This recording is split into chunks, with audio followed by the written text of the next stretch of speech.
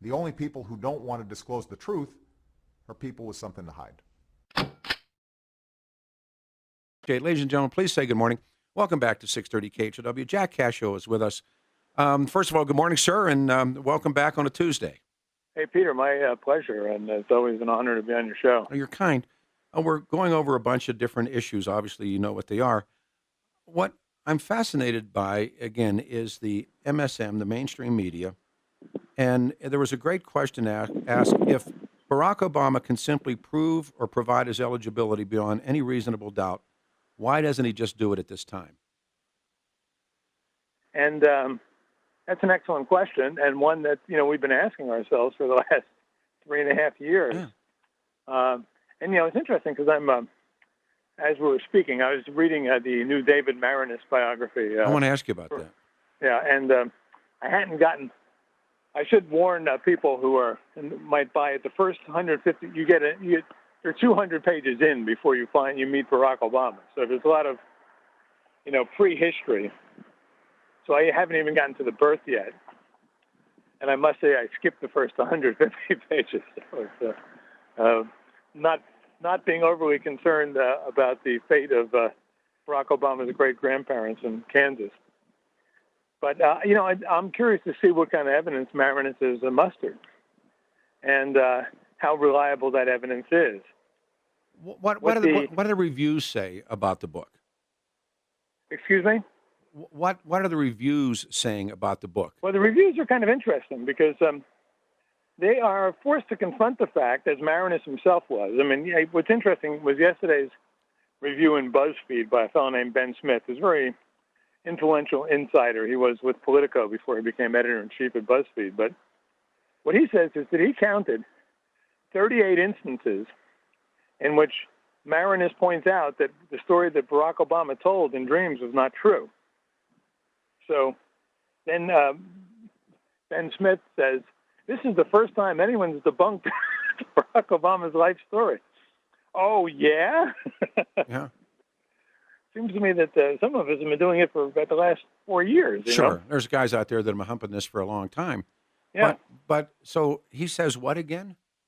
Well, he says, Ben Smith points out, and this is, the reviewers are acknowledging this. And I think what was most interesting, we talked about this before, was the review in the cover story in Weekly Standard last week by Andrew Ferguson. Yeah, I read.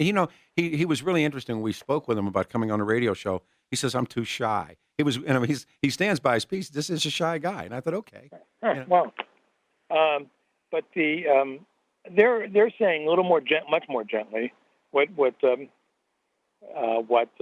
said by Ferguson, and that is the mainstream reviewers are saying, yeah, there are wide variances between the story Obama told in dreams and the story that is the true story that Maraniss has unearthed. And Maraniss, I will say this, he's gone to the ends of the earth to write this book. He spent 4 years on it.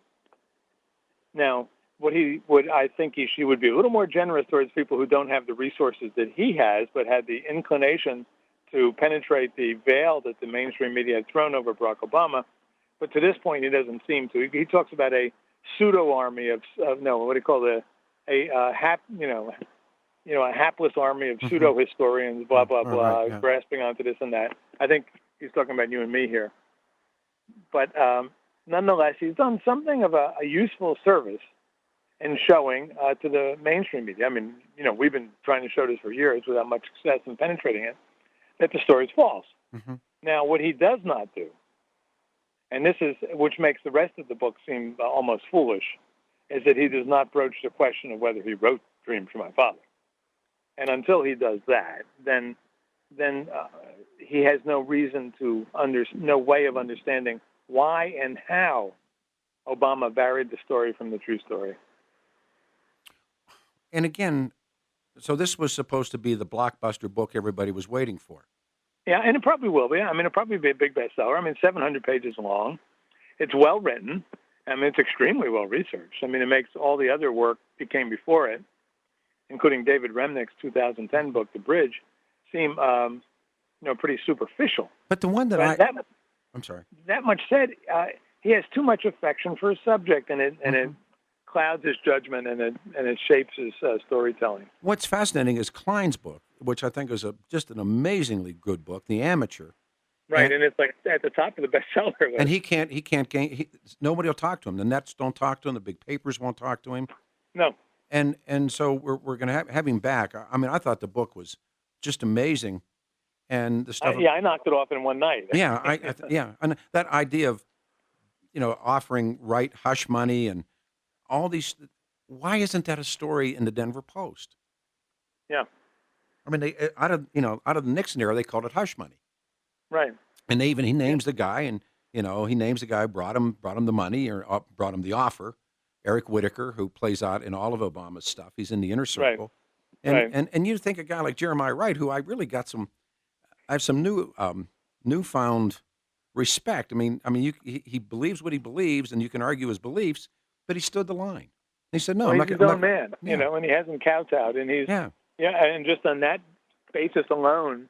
It's refreshing, So why isn't and like I said, in Klein, other than those what they call them, mommy porn books, the gray books or whatever they're called. Yeah, that's exactly. Those are the only books crowding him on the top of the they're beating the guy. list. Yeah, and nobody will go near the guy. No. So what does that say? Well, it says they're what they want to do is to take a reliable narrator reliable not meaning accurate, reliable meaning willing and able to protect the mythology, like Maraniss is, and then they'll talk to him, and then they'll do what they did. I watched a CNN interview yesterday of Ben Smith. I don't know why Ben Smith gets a CNN interview, even though he's just reviewing Maraniss's book. Maraniss probably wasn't available, with Soledad O'Brien and a couple other people on CNN, and then what Ben Smith did on CNN was to cushion what he had even said in BuzzFeed. Yes, there are variances, but this is more of a literary thing. And, they didn't give James Fry that kind of wiggle room. James Fry, the author of A Million Little Pieces, if you remember, when it was found out that his memoir varied from the factual record, he was taken to task by Oprah Winfrey, dressed down on her show for an hour, humiliated, had his books pulled, sued, and, was thoroughly rejected by the literary establishment. None of this will happen to Barack Obama. I don't think. Hang on.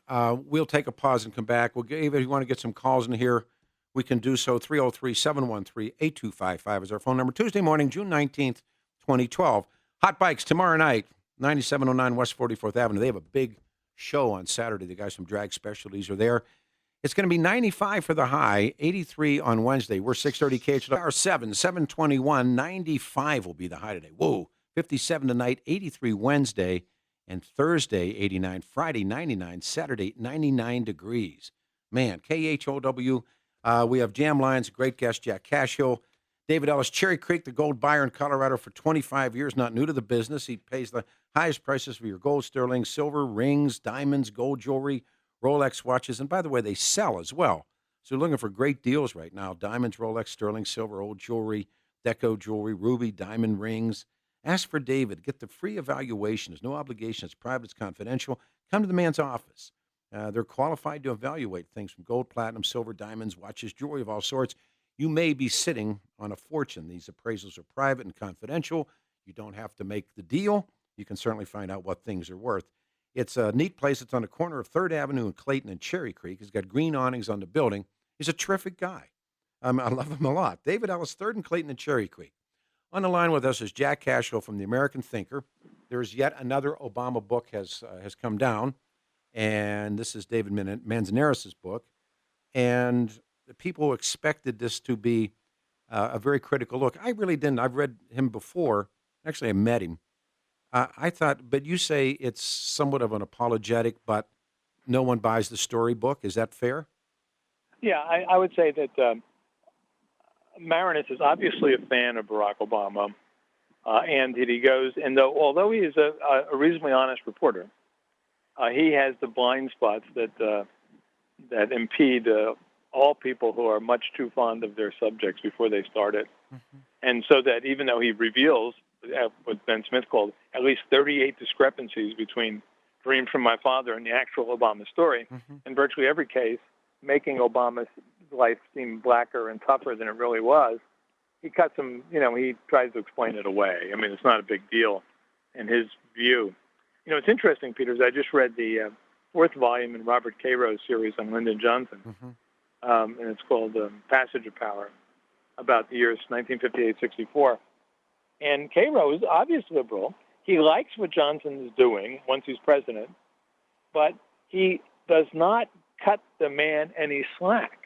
He gets right into the nub of his character. Same thing is true with his depiction of Bobby Kennedy. And when you read about these two guys, you feel like you know them.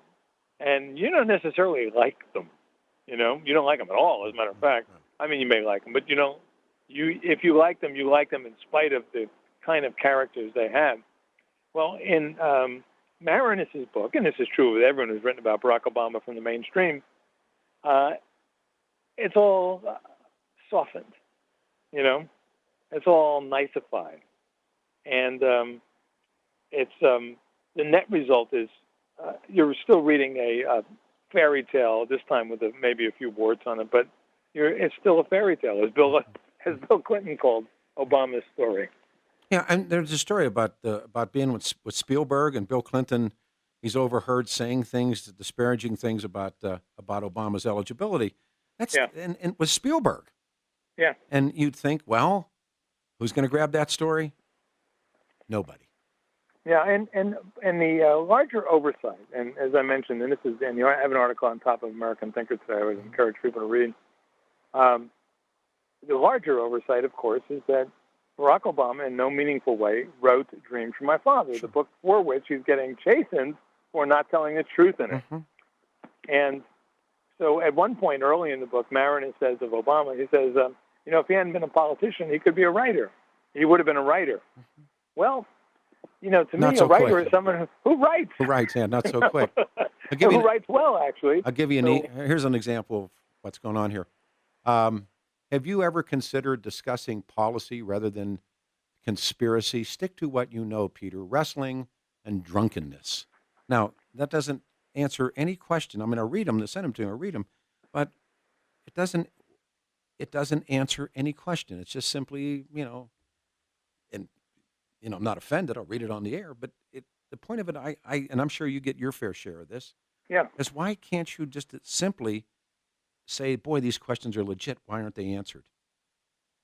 Yeah, I mean, in fact, the question that I get all the time is, well, I mean, who cares whether he wrote his own book? Why don't you talk about the debt? That's a bigger issue. Well, yeah, yes, but everyone talks about the debt. What can I add to that conversation? Right. Let's try calls here. Let's see what happens. Anita, good morning. Let's try and keep them short. You're on the air. Jack Cashill is with us. Good morning. Yeah, I think basically what someone needs to do is find out who has the power and authority to seal all this information, and why don't they want the American voters to know about it? Stop there. That to me is the question. And another thing, Peter. No, stop right there. Hang on right there. How about staying right there for a second? The media and the political establishment have aided this incredible stonewalling every step of the way.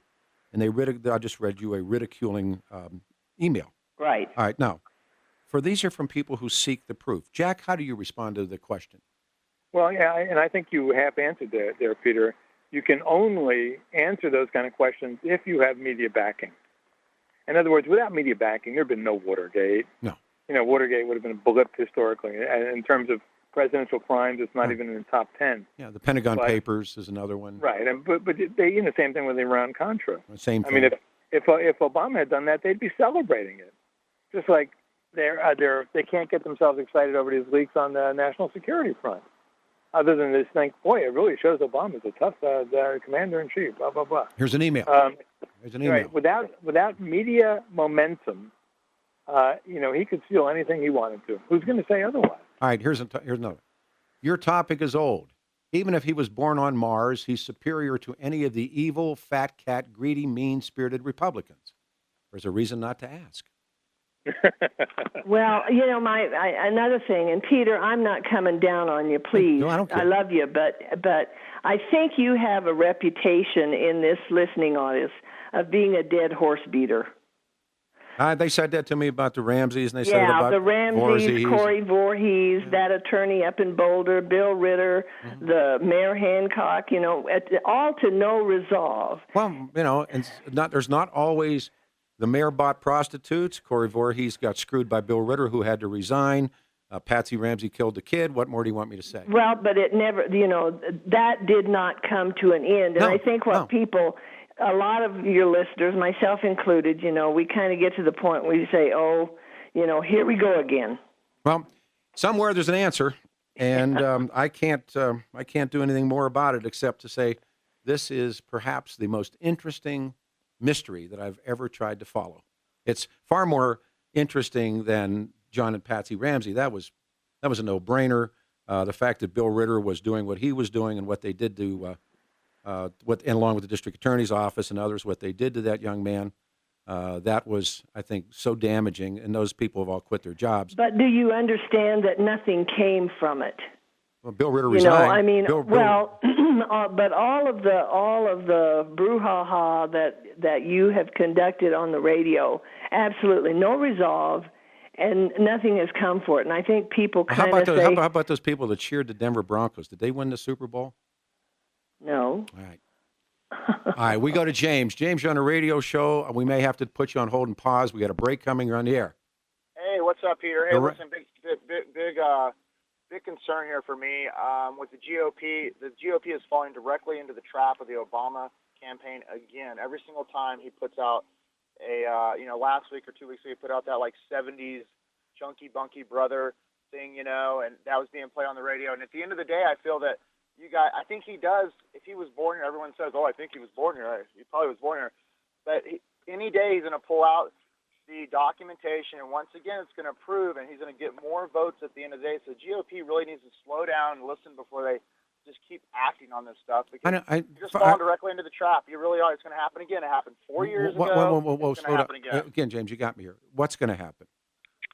Well, the GOP is going to lose votes because everyone is looking. At the end of the day, you're going to look like, not just you personally, but in general, the public, they're going to look racist. They're going to look like they hate people. Wait a minute. How can you look racist for asking? Not just anything and everything, like the 70s Brothers commercial that he put out 2 or 3 weeks ago. He wanted the Well, you can put out any ad. older black vote. Yeah, but you can put out. Days, you guys look racist. It sucks. It's just the way it is. You know what? You got to stop and think before we do things. No, I totally disagree. That where you catch the flack is over the target. What I'm saying to you is, these questions are really, really, really important. They are very important. I understand for the history of the United States, it's very important. But at the end of the day, if he was born in Hawaii, he's going to pull out whatever. Maybe it's not the long birth certificate, but he'll lay it out on the table, and everybody will be like, but I asked this question earlier, and I come back to Jack. Wait a second. Why? Serious question. If Obama can simply prove his eligibility beyond any reason, waiting for the right time. He always does it. Every single political campaign he goes through. Jack, Jack knows it's true. Jack, I would say to address both of your callers, Peter, what you have is an unsolved mystery, and if you have solve it for you next month, guarantee you'll get everyone riled up. I guarantee, James. James, I'll tell you what. I'll take you to lunch if he solves it next month. All right, I'll give you my David phone number. You better take me to lunch. Better yet, And I'll tell you what. If he doesn't, Boils, the whole world heard it. Hang on, but if he doesn't by July the 19th, you take me.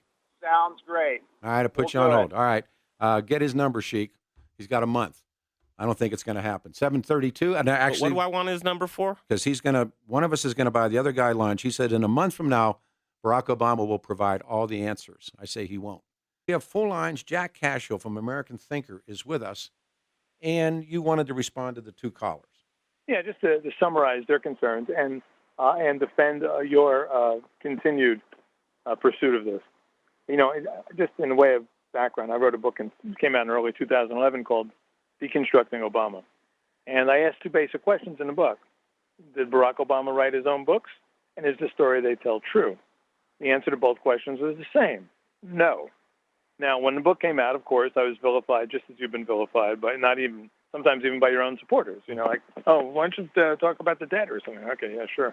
Well, but I know something very deeply disturbing about the President of the United States. I also know that if he is reelected in 2012, the country that we find ourselves in 2016 will no longer be recognizable. So there is a huge amount at stake. There's more at stake here than in any other political debate in my lifetime. that you and I can influence. You have a platform. I have a book. I have a platform of my own. Now, here's what I don't do, and you don't do either. We don't just sit here every day wondering about how we can expose Obama. We look for wedges. We look for openings, for opportunities. So when David Maraniss, a highly respected Pulitzer Prize-winning historian, journalist, comes out with a book and says, yes, Jack Cashill, you were certainly right about that second part. The story is definitely not true. I have to seize that opportunity. And what Maraniss has done is put a sinking, unsettling feeling into the gut of the people on Obama's side. Now they are queasy and uncertain. Now, most of the rank and file don't even think about this stuff, but I'm talking about the people who shape opinions in Washington. Now they're thinking to themselves, my gosh, if the story is not true, maybe he didn't write it. Maybe we elected a total phantom president of the United States in 2008, and maybe I shouldn't be a cheerleader for re-electing him in 2012. Now, your skeptics in your audience are going to say, how many Democrats are going to care about any of that? Well, I'm just looking for 2% of them. That's all I want to influence. I just want the thinking 2 to 5% to say, maybe I'll sit this one out. Or maybe I'll even vote for some third-party candidate. Or, God help me, maybe I'll vote for Mitt Romney. Yeah. I've talked to people who have already switched and made up their mind not to vote for Obama in 08, and who voted for Obama in 08 and not in 12. So what you're doing, Peter, is critically important. You have the platform. You could talk about Lindsay Lohan all day long, too, if you wanted to, but it's not going to make the world a better place. Me and Reggie, right? Reggie and Jack, I love a mystery. And even when I was a little kid, I had a cousin that gave me all the Hardy Boy books, and I read all that stuff. And in many ways, history is a mystery. But I have been involved in 2 others before this, and one was the Ramseys, as this woman pointed out, and the other one was Bill Ritter and his personal life and why he chose not to run again, and brought into a guy named Corey Voorhees, and then this one. And it's not racist to ask questions any more than it was racist to ask questions about Patsy, racist to ask questions about the private life of the governor, racist to ask questions about the private life of the sitting mayor. And this is mysterious. It's, accepted on face value. But here's the question to everyone listening or not listening. Do you absolutely, totally believe that this book, Dreams from My Father, is true? Because it's provable to be false from page 1 to the last page of the book. And it's been proved by a Obama sympathizer who spent 4 years researching it. Yeah. Now that has got to shake their confidence. Well, what else is false? Well, but what really is amazing to me, and believe me, I take so much heat from management. I take heat from listeners. I'm called names. I get, personal threats. And I'm thinking, what is it about this story that brings this out of people? That they simply, if this man could provide his eligibility beyond any reasonable doubt, he would do it right now. He's not going to do it, as my friend James says, he'll do it in a month. No, he's not. Yeah. He's not going to do it in a month. And what was interesting is yesterday I'm at the grocery store, and I'm in the checkout line, and here's the Globe. Now you can, like I say, throw rocks at the Globe, and that's fine with me. But the headline is, Obama orders destroy Trump as the Donald vows to prove the president not born in the U.S. There's a big picture of an angry Obama. There's a picture of the Donald. Then they have the White House enemies list with actor John Voight on it, and a bunch of Bill Clintons on it. And right. then when you get to the piece, and I bought it to bring it to work, and the checkout lady was really funny. She, aren't you that radio guy? I said, yeah. And if you go to the piece says, according to the insiders, Michelle Obama, livid Michelle, there's a picture of her angry, demands Obama to do something about Trump after her daughters ask her if Dad was born in America. Sources say. Now, that's how the Globe works. Yeah. But what's interesting to me is you can this is something that's in the Globe. Now, really, a ton of people. The circulation of the Globe is the Denver Post wishes it had a tenth of what the Globe has in readers. And right. I thought to him, I brought it as an indicator. Now, those the Inquirer is the magazine that took down John Edwards. It wasn't right, because the mainstream media wouldn't even. Yeah, they like the L.A. Times, they wouldn't touch it. chastened its reporters Yeah, they for wouldn't- daring to even inquire into that story. And you remember it was when Isikoff punked out. He's now this huge lionized reporter, but he punked out on Bill Clinton and Monica Lewinsky. The National Enquirer did the best Ramsey stories, way better. I mean, I dubbed the Rocky Mountain News at the time the Ramsey Mountain News because they totally laid down for John and Patsy. So this is also a media fight. But this question that is, why does the MSM, the traditional media, do everything it can to attack anyone who asks questions? I mean, they literally attempt to and destroy anybody who would ask a question of, geez, why? And then a book like Ed Klein's book comes out where he has these really incredible tapes and nobody goes near the guy. You know, what's the interesting point that sort of you hinted at is that in the O.J. Simpson case, since the feminist establishment was on the side of Nicole and against O.J., you could say whatever you chose to about O.J. without being called a racist. Yeah. But when the feminist liberal establishment shifts to the other side, Bill Clinton. Right. For instance, this came up the other day when the reporter from the Daily Caller shouted out a question to Barack Obama. And if you listen to the sound bites on that evening's, cable news, it was all, what a racist thing to do. Oh, yeah. He wouldn't have done that if it was a white guy. Yeah. Well, hell, tell that to Ronald Reagan. Right. when what's his name was, what was that guy's name? Yelling stuff out at him all the time.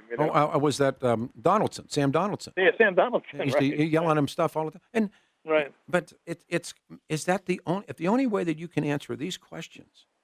Because I mean, the political establishment, Republicans as well, the media certainly, they've aided this stonewalling every step of the way. They ridicule anyone, myself more than anyone else locally. I mean, I actually had a Denver Post lead column, a Sunday column, and about four of us and myself, and it was just like, and then I asked the guy to come on the radio show, and he won't even return a phone call. Yeah. So, like I said, keep hammering, Peter, and I would say that this issue will the hammering will be useful for another 6 months. Yeah, it will out, but there's moments in the fight that you go, you know what? When people start saying stuff about your family and that kind of stuff, I'm going, man, is this question that dangerous? Yeah. Is this question so dangerous to your mindset? And it really hinges on belief and knowledge. And if you study, if you really study epistemology, but I'll leave you with one thing that we did the other day. As you know, this comes from Federico Pena. Somebody, bootlegged us an email. And Fetty, he was the former mayor of Denver, and he's got this really interesting career. But he's the co-chairman of Obama for America. Now, Mrs. Obama is going to be in town. So this is from Federico Pena at BarackObama.com, yada. Get your tickets to see First Lady Michelle Obama at Arapahoe County. When? Pick up tickets Monday, June the 18th, beginning at 10:30. All the locations. Please bring photo ID, driver's license. Now, do you need a photo ID to vote? No. No, why would you need that? But you want to see Mrs. Obama? And by the way, only one ticket per person, which is not hardly the progressive mindset. Democratic way of voting. Yeah, but isn't that fascinating? You got to have a photo ID to see Mrs. Obama. But if you ask them, what about that photo ID? The Denver Post did a cartoon that was that the racist elephant was trying to stop minorities from voting because of photo IDs. But to see Mrs. Obama, you got to show one. I'm in touch with James O'Keefe, who's the kid from Project Veritas who exposed Acorn and doing these other voting things, and they did a thing in Washington where they they had one of their guys go in and ask for Eric Holder's ballot, and they said, and they were handing him his ballot. He could have voted as Eric Holder, the Attorney General of the United States. And then he said, no. He goes, I don't feel comfortable. Let me go get my ID. And they said, no, you don't need an ID. That's right. Don't worry about Here's that. Yeah. So then they go down to the Justice Department, and they try to get in the Justice Department and talk to Eric Holder, and they can't get in the door without a photo ID. So I love it. You could vote as Eric Holder, but you can't see Eric Holder without a voter ID. So I'll talk. It's Thanks, a strange Jack. world we live in. All right, sir. Yeah. All right, Hey, we come take care, back. Peter. Our lines are full. K-How Radio. The only people who don't want to disclose the truth are people with something to hide.